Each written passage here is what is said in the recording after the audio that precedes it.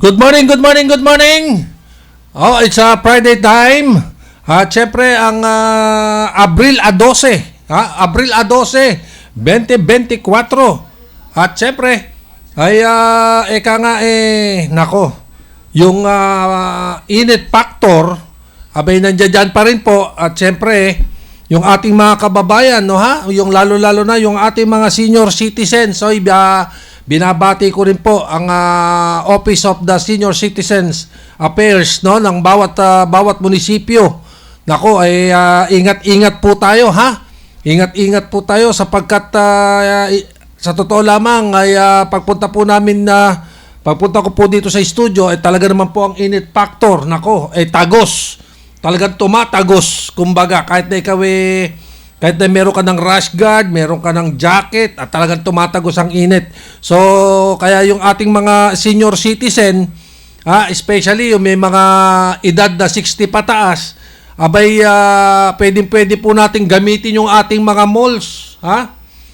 Lahat po ng mall sa Metro Manila, gamitin po natin yan dahil kung pag-uusapan po natin ay yung pong init, nako, pwede po natin gamitin yung mga malls natin. At syempre, bago po ako tuluyang magpatuloy, habang inihintay po natin yung aking partner na si Dens Tonel, ay nais ko muna pong batiin ang aming pong OIC, na walang iba kundi si Mr. Winfred Elizalde. At syempre, ang aming president na walang iba kundi si Mel Elizalde.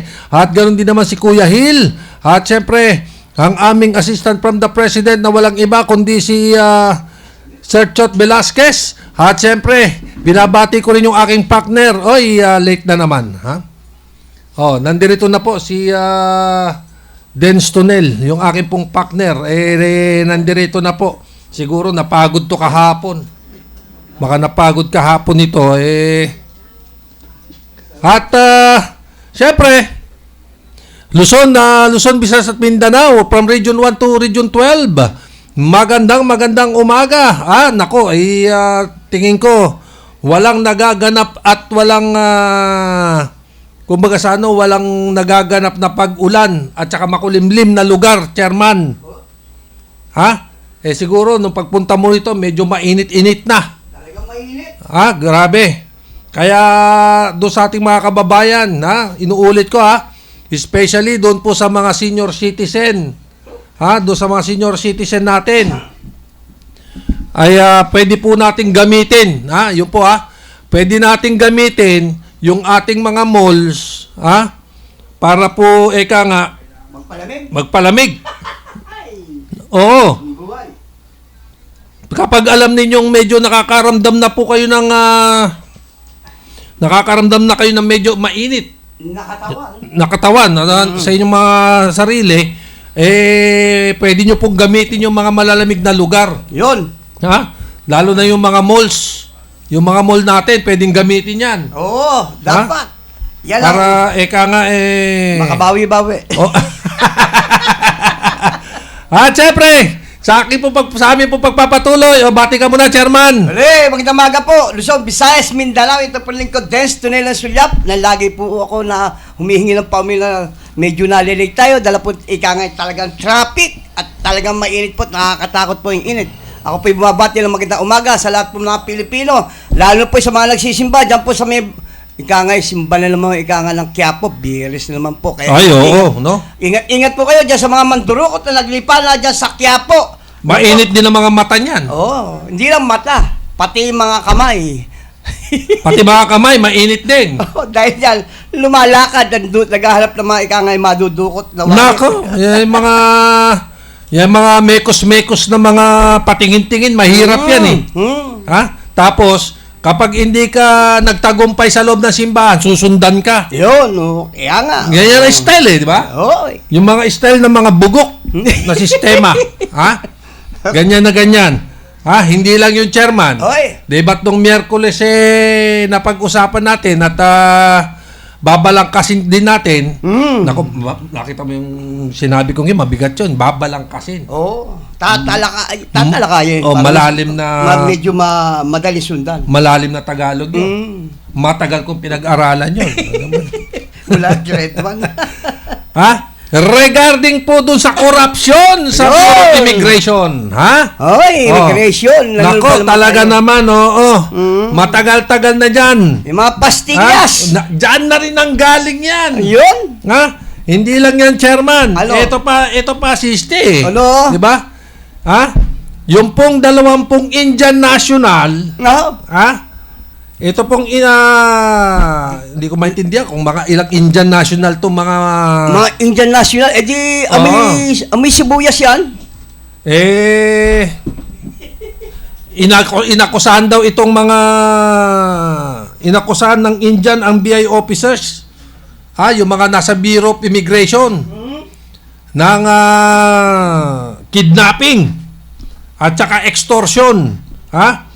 At ayon sa mga abogado ng Indian National, ikinulong mga ito ng higit 1 linggo kahit kompleto ang mga dokumento. Nagkaroon di umano ng bargaining na hinihingi ng pera pera bawat ulo mula sa 1 milyon, Chairman. Nako, 12,000. Bumaba daw sa 350,000 per head. Bawat isa. Isinampa ang kaso sa Pasay Prosecutor's Office. Ayon naman kay BI Commissioner Norman Tansinco, lehitimo ang pag-aresto sa ginawa sa mga Indian nationals. Lagi na lang kontrobersya. Alam mo, sa totoo lamang, kung ako po tatanungin nyo, lagi na lang pong ganun eh. Lagi na lang ganun, lagi na lang kayo pumapasok dun sa sinasabing kontrobersya. Ano pangalan ng commissioner? Tansinco. Tens 20 na ngayon eh. Tans 20. Parang sa mga nagtunog. Commissioner, o yan. Baka tumaas pa, maging tan 50. Oo, malamang. Tataas yan, 5 umpisa eh.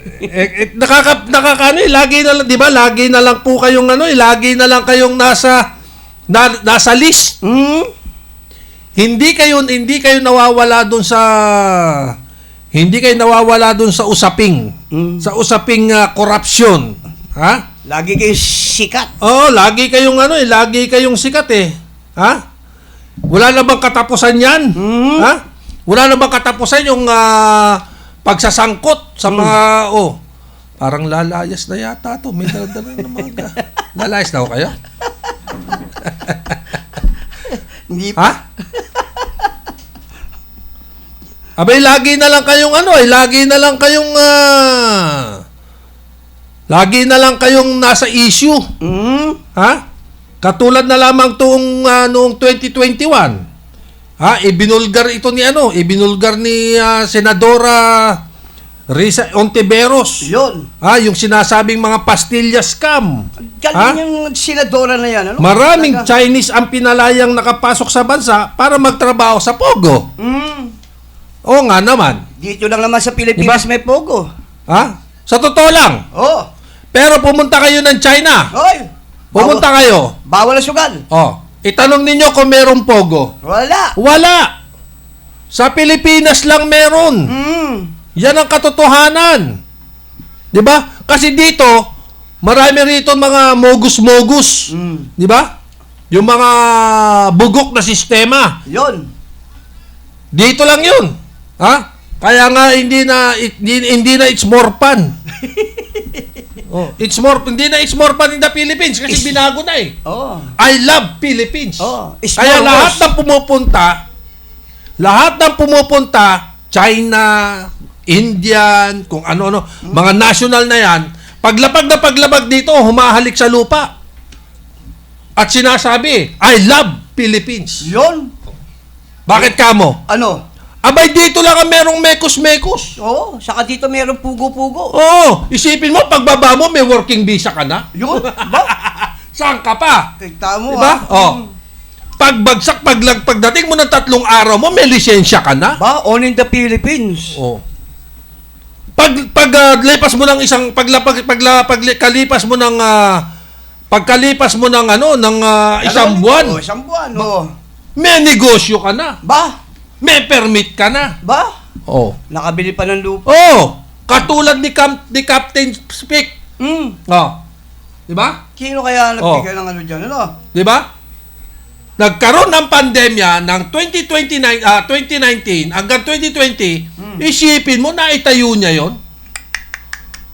Huwag nyo sabihin wala kayong mga alam, mga bugok! Meron yan, Eddie, asan ka na? Lumitaw ka na, Eddie. Di ba? Oh. Bakit hindi dapat kausapin dapat diyan yung Department of Environment and Natural Resources, isabay ang LGU. Yun. Isabay ang nagbigay ng permit. Yun. Ha? Dahil hindi makakapagtayo si kapitan ng barko kung walang mga bugok na sistema nangyayari. Yun. Maliwanag lang maliwanag pa sa ikangay Oh. sa araw. Hindi lang yung chairman. No? Ha? Hindi lang yun. Ano? Dito sa atin, yung mga travel document, yung mga Chinese na yan, nagbabayad ang mga yan. Oh. Ha? 10,000 bawat isa Nako. para maproseso ang travel document. Ganon ka, grabe. Isipin mo, 10,000. May 10,000 ka, kompleto ka na. Meron kang working visa, ha? Susunod niyan, meron ka ng Filipino citizen. Nako. Makakapag-asawa ka ng Pinay. Ha? Nabibili na raw ngayon ng mga Filipino citizens. Wala, sabi ko nga sa'yo, simula sa mga ahensya de Pataranta. Oh? Ha? Ano? Ahensya de Pataranta de Gobyerno. Di pataranta di gobyerno. Oh! Oh. Ahensya de Pataranta de Gobyerno. Ha? Dyan nga lang sa LTO. Oh. Yung application mo lumilipad. Oh. Kabilang bakod. Oh! Pagbalik, lisensya na. Ba, galing. Oh. 'Di ba? May sarili pa lang mga opisina yun sa kabilang bakod. Ano? Gusto mo, lagyan ko pa ng konting joke. Sige. Chairman. Sige. Alam mo ba sa Germany, Oh. isang buong baka pinapasok sa makina. Oh. Paglabas. Corn beef na. Uy, galing. Dito sa Pilipinas. Oh. Dito, ipasok mo yung isang baka. Oh? Ha? Oh, ano? Pagbalik, may mura. Dahil malihit yung binigay mo. Sabi niya, kumulang. Oo. Nagmumura si Eddie. Oh, di ako. Oh. Yan, Ito pa, Chairman. Ano pa? Ha? Noong 2022, makinig kayo. Oy! Bureau of Immigration. Ha? Noong pang 2022, mahigit 30 immigration officer ang sinibak. Dami Ni dating President Rodrigo Duterte dahil dyan sa Pastilla scam na yan. Oy. Baka nagbalikan. Nung nawala si Presidente Duterte, Oh. nagbalikan siguro. Malamang. At yun, naulit na naman. Oh. Hindi na Ngayon, pastillas. ngayon, eto na naman tayo. Oy. Nasa kontrobersya na naman. Dahil sa umano'y pagkidnap, pagkidnap Yung inaakusan ng mga Indian National, yung tinatawag na pagkidnap, tsaka extortion daw yung nangyari sa kanila. Bagkos, ikinulong pa ng 1 linggo, Chairman. Sino-sino yung mga yan? Itong Sa mga immigration? itong mga BI itong mga Bureau of Immigration na to. Dapat ma-expose yan. Dapat magsagawa ng puspusang paglilinis. Sa PI kayo, BI.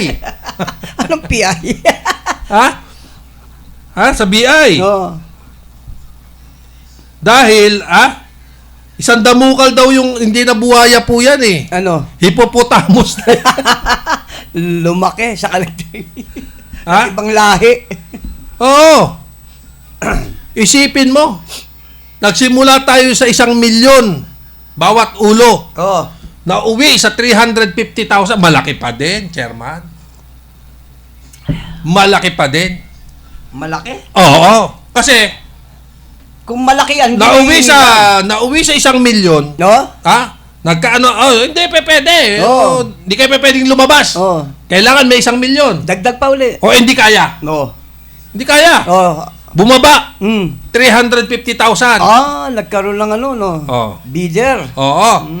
Ito pinaka simple. Oh. Pinaka simpleng gagawin lang. Oh. Ito po yung opinion, Opinion lang to ni Mr. Hota.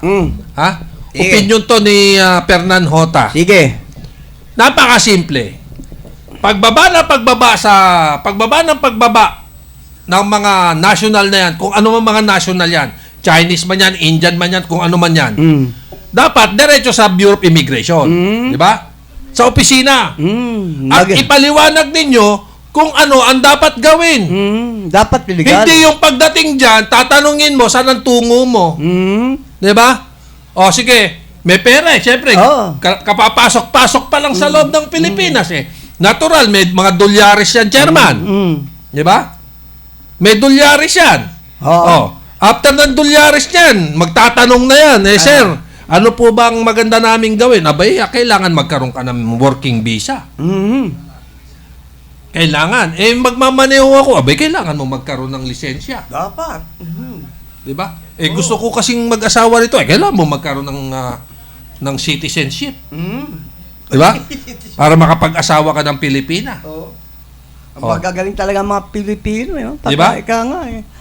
Oh, ngayon, kapag gusto mo na yan, kapag yan eh, nagkaayos-ayos na kayo, mekos-mekos na kayo dyan, ha? Ano? Diyan na lalabas yung kabugukan. Oy. Ha? O, ito yung gagastusin mo. Ito yung ibibigay mo. Ito yung sisingilin ko sa'yo. Dito ka titira. Dito ka maghahanap ng trabaho. Dito ka magpapakasal. Yun. Dito kayo iba. Nako, talaga naman, oh. Dami, no? Oh, ipasok nyo kaya sa puwet nyo yan. At saka, Diba? magkita lang tayo sa labas. Kaya nga eh. Diba? Oh. Katulad na lamang kahapon. Oy. Hindi na nasiyahan sa harap ng embassy ng US Embassy, napunta pa sa kabila. Napunta pa sa, ay nako talaga naman, oh. Walang kasiyahan. Di ba? Bakit kayo? Ay nako. Sige, Chairman. Okay. Baka kami report.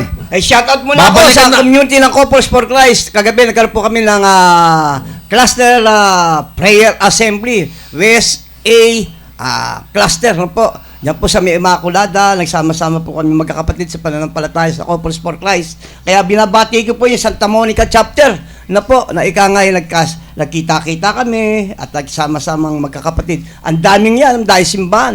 Ika nga po gagalangin, Immaculada, Santo Niño, Santa Monica, na po, San Pablo, San Rafael, po, nagkita-kita po kami dyan at ika nga upang magpurit magpasalamat sa ating Panginoong Hesukristo. Sana tuloy-tuloy at palagi po tayo magkasama-sama magkakapatid sa pananampalataya upang lalo po maging matibay ang ating relasyon sa ating Panginoon at magpasalamat tayo. At binabati ko na rin yung kinasal na dinaluhan po namin nung Miyerkules na po. Ay, Kaya po congratulations, si Ryan at si Ella na po, napakaganda ang kanilang pag-isang dibdib at kita-kita naman po namin yung kagalak, kasiyahan, dala po ng kanilang mga minamahal sa buhay, nagsama-sama po, na po.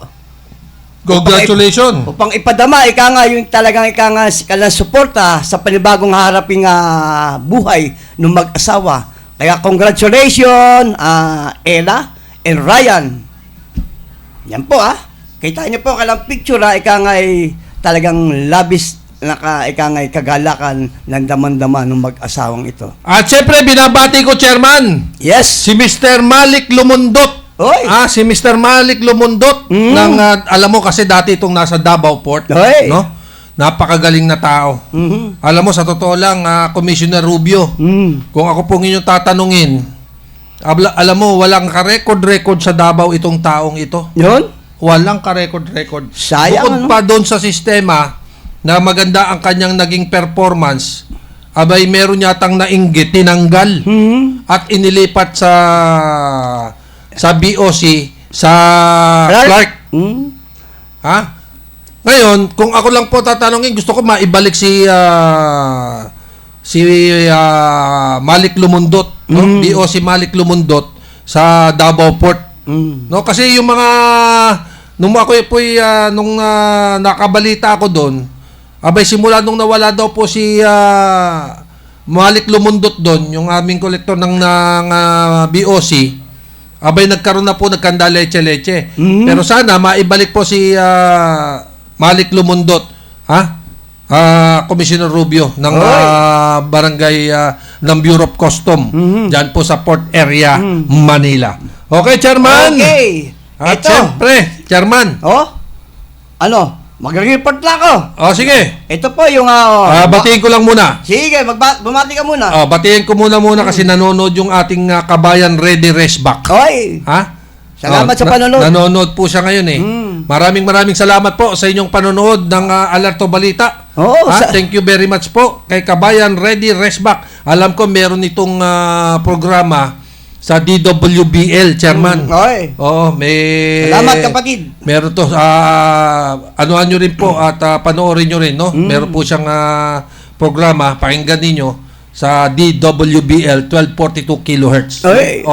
Yung amin pong pinanggalingan, pinanggalingan namin ni Sir Chot, ni Tita Mel, ako, pinanggalingan namin yan, yan DWBL. Oy. Okay, Chairman. Okay, ito na po tayo, ano po. At bago ko muna po, batiin ko naman po ninyong anibersaryo, yung ating kapatid na si Andy at si Emmy Mendoza sa kanilang pong anibersaryo ng kasal. At kitang-kita, ngayon kailang pagmamahalang mag-asawa. Sana lalo maging matibay ang yung relasyon sa community ng Couples for Christ pagkat sa inyong pagsasama, nasa gitna si Yesu Cristo. Okay, ito na po tayo. Ano po?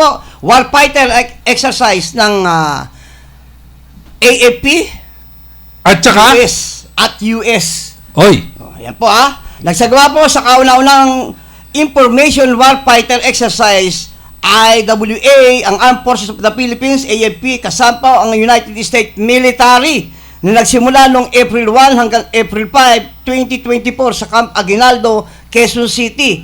Layon po ng ehersisyo para palakasin ang interoperability sa pagitan po ng AFP at US Information Operation Planners. Nagbibigay dito ng kakayahan sa AFP para pahusayin pa sa Information Operation, IO, ang mga pangunahing ahensyang nagpapatupad ng batas tulad po ng Philippine National Police, PNP, at Philippine Coast Guard ay aktibong nakibahagi po pagsasanay.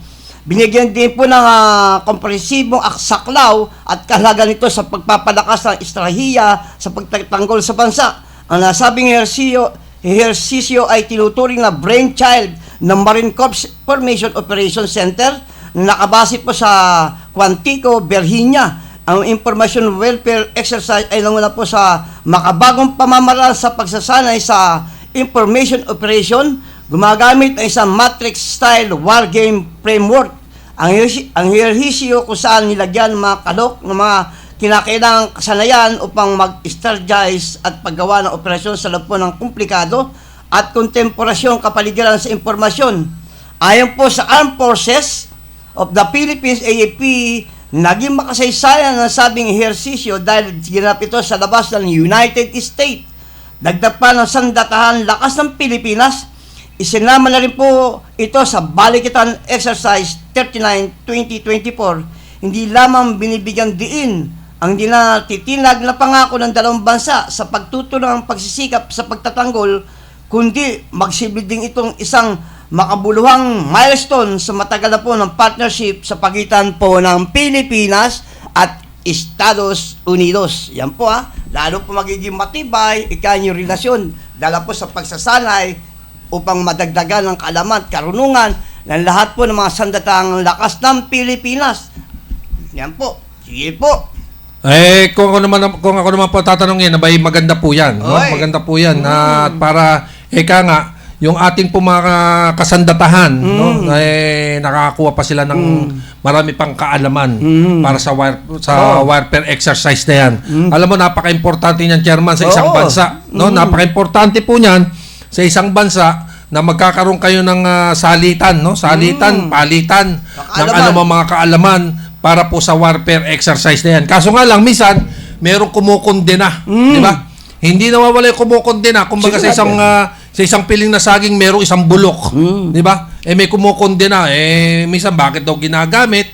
Bakit daw kailangan? Pero kung tutusin, kung wala ka rin lang naman masasabi na maganda na hindi makakatulong, huwag ka nang kumibo. Manahimik ka na lang. Iyan ang pinakamaganda niyan. Ito pa uli.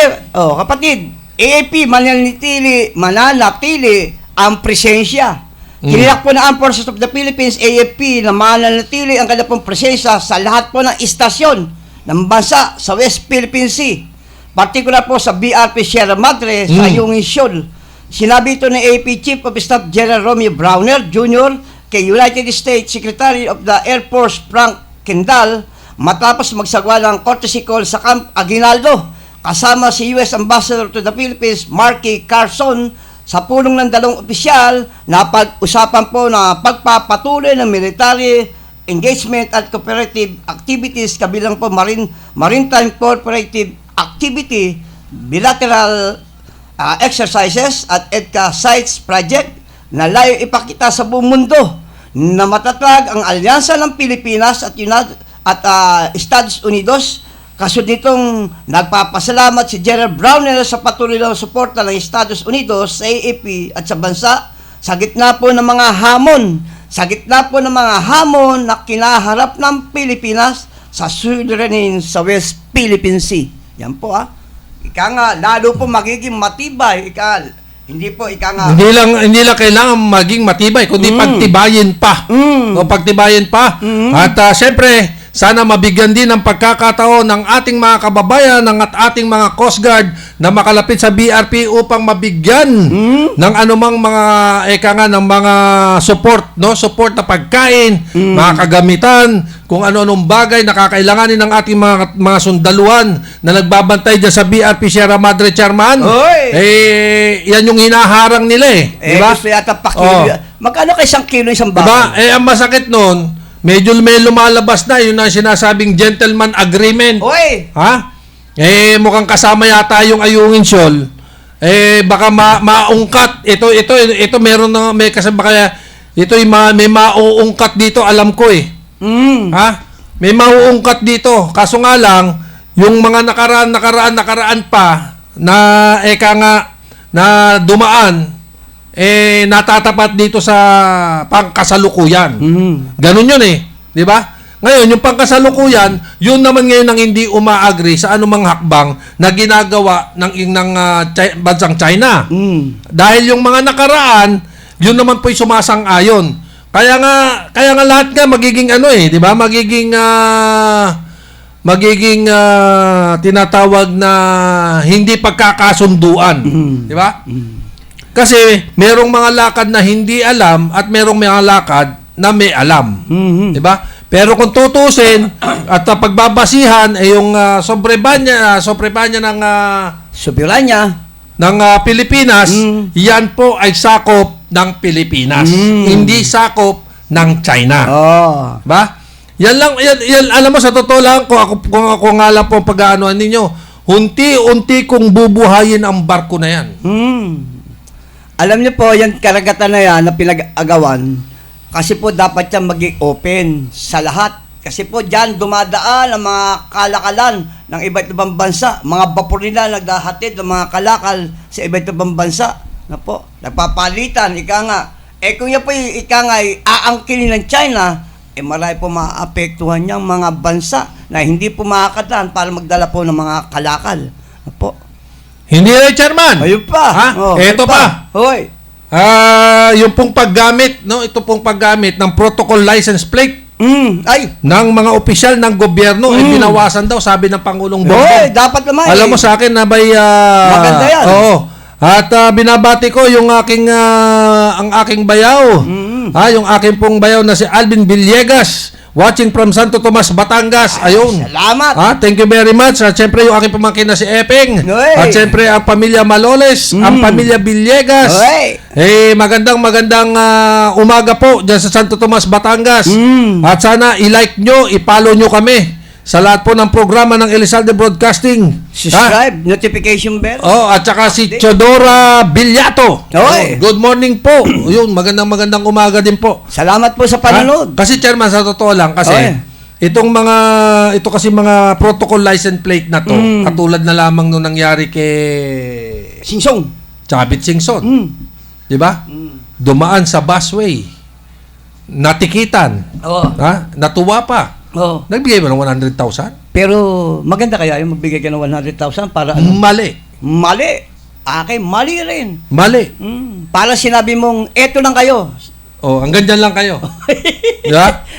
Pero kung ginawa mo, nagpatikit ka, baka saluduhan pa kita. Ayun. Pero yung mga ika nga, magbigay ka ng pabuya. May pabuya ka pa. Kaya, para sinampal mo yung mga MMDA. Di ba? May pabuya ka pa. Di ba? Oh.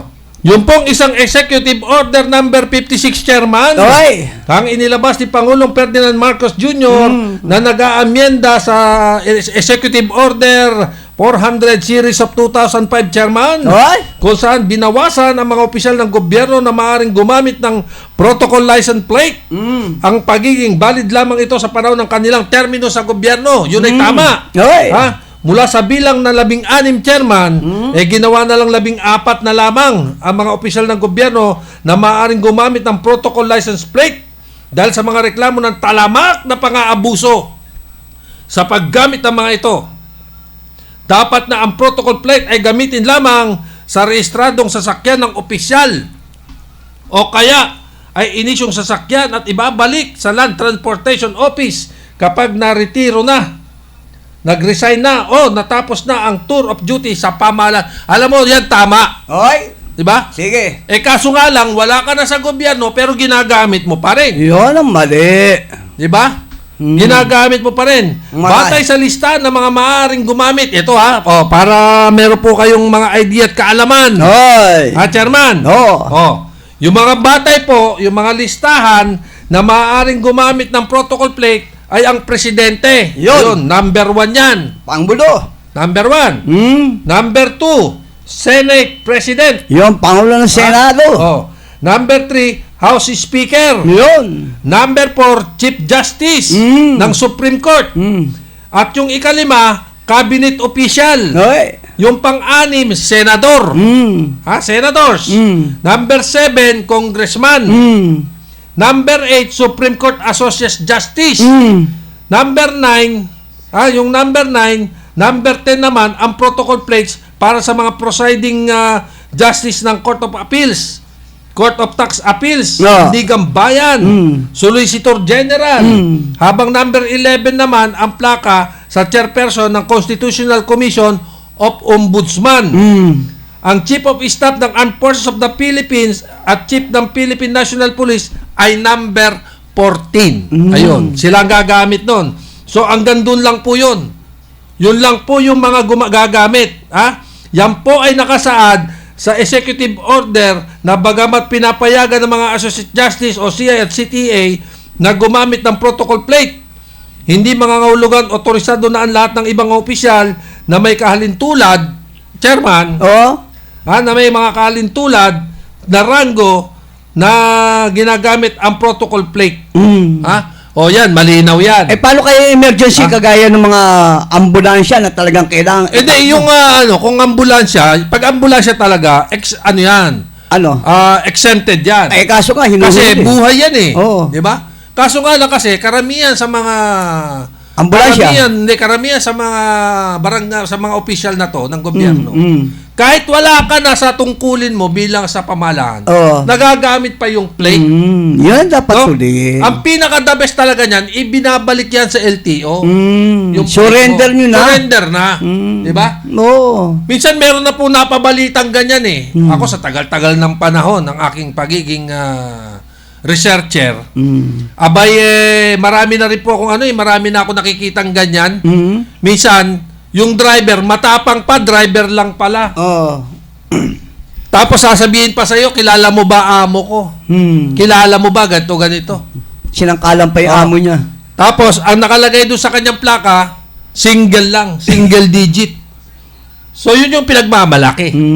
Yung single digit. Yun ang mabigat Pero sa totoo lang, nung mapag-alaman, matagal na rin nangyari ito Nung mapag-alaman yung sistema na yun, wala na pala sa gobyerno yung amo. Pero ginagamit pa yung plaka.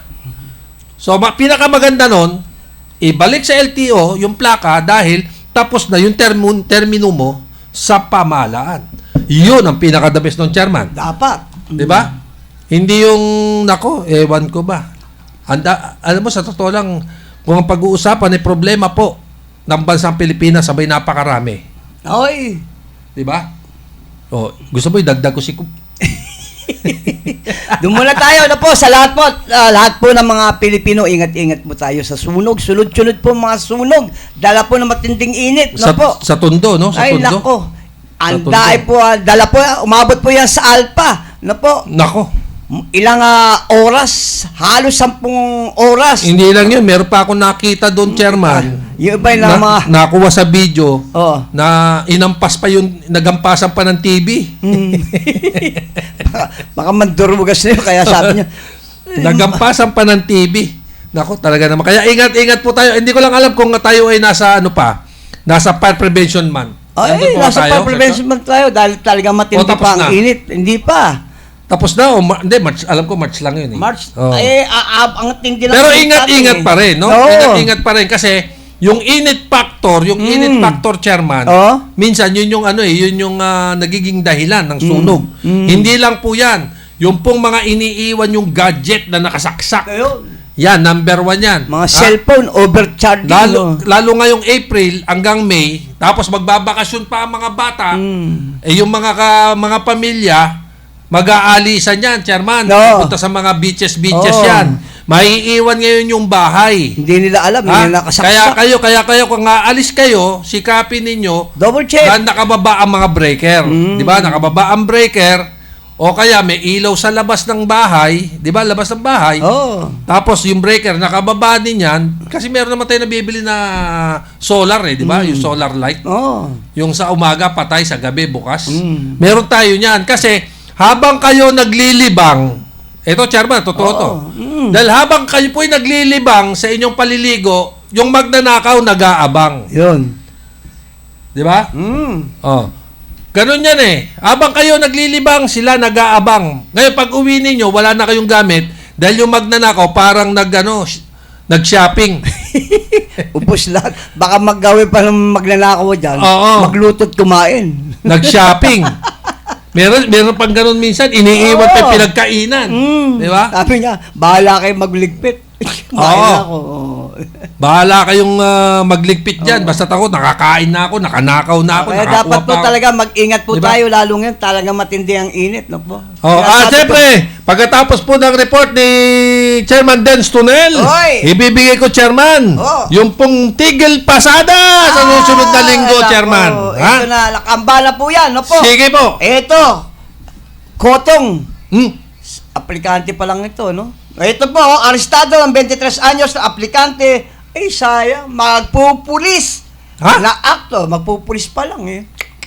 Na aktong tanggapin ang 30,000 na hiningi niya sa isang babaeng aplikante sa Philippine Coast Guard, PCG, sa Entrapment Operation ng Criminal Investigation and Detection Group, Southern District Field Unit, CIDG-SDFU sa Parañaque City. Kinilala ang dilakip si alias Lowell, 32 anyos, na non-uniform personnel ng NUP ng Philippine National Police at aplikante sa PNP Police Community Affairs and Development Group, PCADG, at residente po ng Mandaluyong City. Kita nyo, magpupulis pa lang. Gaya ako. Sa ulat po ng CIDG-CSDFU, nakapagkita ang 32 anyos na biktima kay Lowell alas 9:30 ng gabi noong April 5, 2024 sa loob po ng milk tea shop. At ligid po kay Lowell kasama na po ng biktima ang mga tao ng pulisya na nakasaksi sa pagtanggap po ng 30,000 na po nahihingi niya sa biktima. Bago ito, isa sa 2 biktima ang nagpasaklodo sa Intelligence Office ng PCG matapos siya muling tawagan ng suspect para sa panibagong 30,000. Una na umano siya nagbigay ng kapalayong halaga, kaya nagpa siyang isuplong na ito. Ayon po sa ulat, inamin po ni Lowell na hinihingan niya ng processing fee.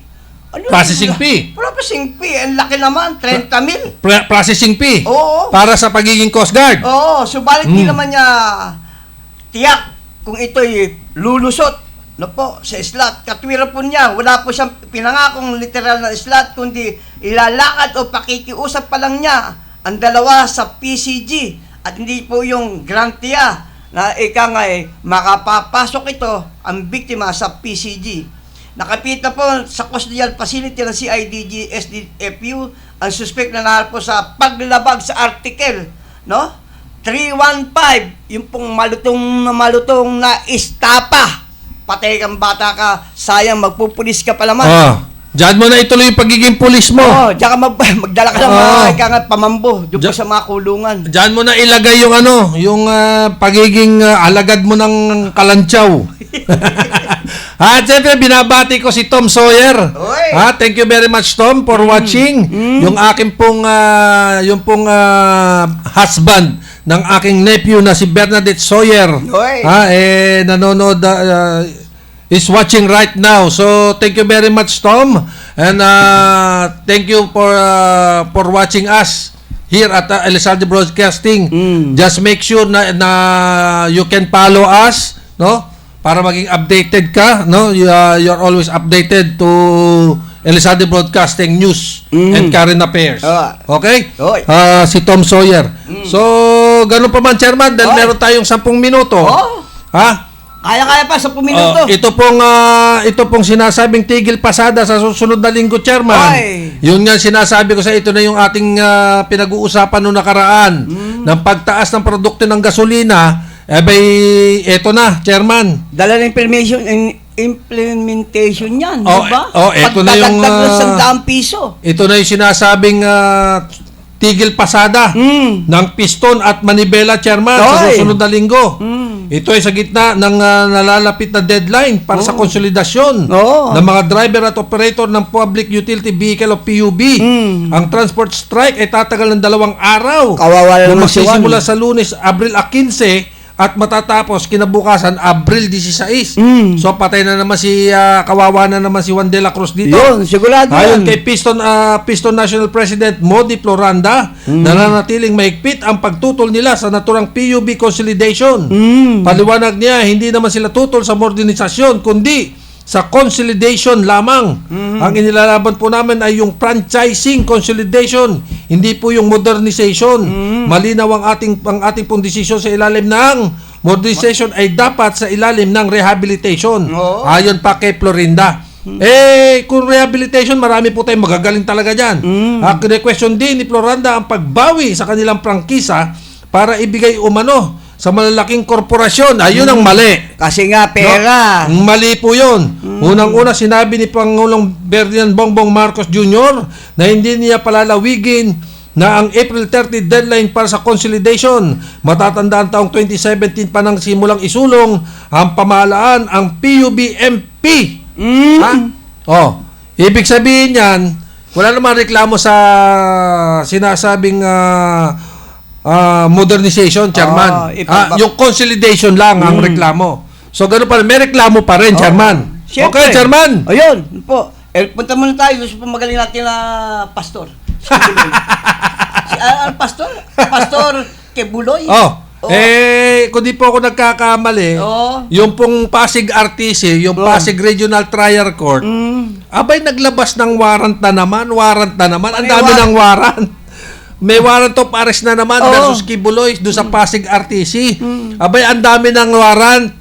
Hindi, baka patitigil niya yan. Kaya, ano ba yung mga intelligence lang natin? Hindi, patitigil niya yan. Paano patitigil? Oo. Kasi, paito. Hintunin nyo na yan. Kasi, di ba patitigil niya yung lindol? Di ba? Pati daw yung lindol sa Japan, patitigil niya. Hindi subukan niya pahintuin diba? yung ano. Sabi niya sa NBI, wala na ho. Malay mo. Mag-i-issue ng warrant of arrest. Hindi, malay mo yung papel, mapahinto niya. Ano yun?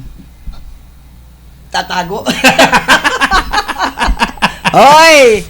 Pastor Kibuloy! Ayan po, ang ganda lang homily na tinanggap nyo ni Linggo. Ang sabi nga po ng pangay, ito hingil po sa demonyo. Ano po? Nagpapanggap ng Diyos para makakuha ng paniniwala sa kanyang sabi ng pare, Sabi na po ito ng pare, ang demonyo ay nagpapanggap na Diyos at nagpakita kay Teresa para makakuha niya ang sipatsya ng huli. Pero hindi naniwala si Teresa na ito nga ay Diyos dahil ang Diyos ay mayroon pong sugat habang ang demonyo ay nagpapanggap ng Diyos sa kanyang harapan ay walang kasugat-sugat. Ang Diyos daw ay may mga sugat, sambit po ng pare. Dagdag po ng pare, maraming nagpapanggap sa ngayon na Diyos o Son of God. Diyan po sa may Luneta, kita nyo, mula maga hanggang gabi, hanggang kinabukasan, taon-taon na, naglalaba, nagsasagutan regarding po sa mga salita ng Diyos, walang katapusan. Kasi lahat yan magagaling, no? Isang araw po yung hinahunting ng batas. Sabi po ng pare, wanted. Sino ang pag-alam nyo? The great pretender na anak ng Diyos na pinaghahalap ng batas.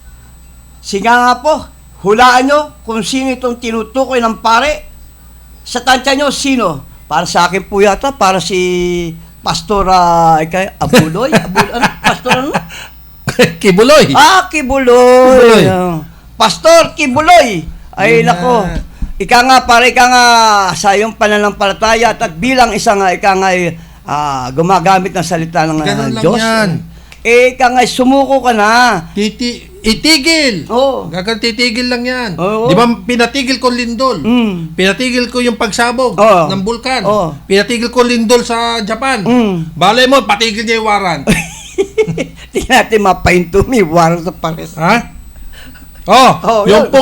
Yung pong yung mga bagong bagong balita, Chairman. Oy.